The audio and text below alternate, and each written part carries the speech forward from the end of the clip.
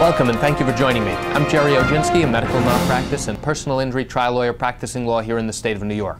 Today's topic is breast cancer. Did the doctor delay in diagnosing your cancer, and does that mean you have a case? Here's the answer to your question. In order to determine whether or not there's a basis for a case, I have to determine not only whether there was wrongdoing, the wrongdoing has to have caused injury, and the injury has to be significant and permanent.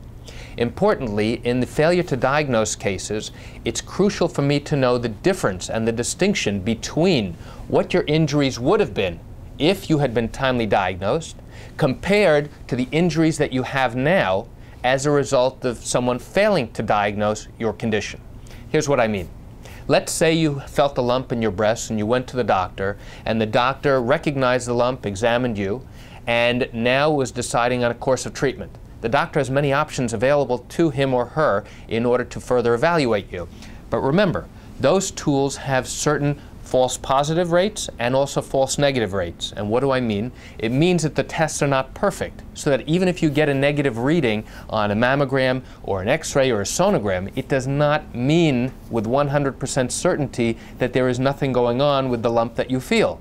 Which is why you have to be extremely vigilant, continue to do your self-examinations, and go back to the doctor at the first sign that the lump has changed in size or texture.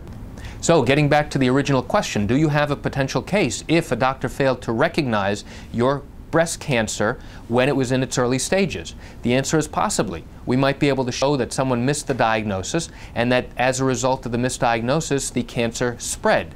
So in those cases where the treatment would have likely been the same had it been detected earlier, then the type of potential malpractice case you have tends to be minimized, whereas if there is a significant difference in the outcome as to what you have now and what you could have had it been timely recognized, then there's a greater possibility that you have a valid case, and you should speak to an experienced medical malpractice attorney immediately.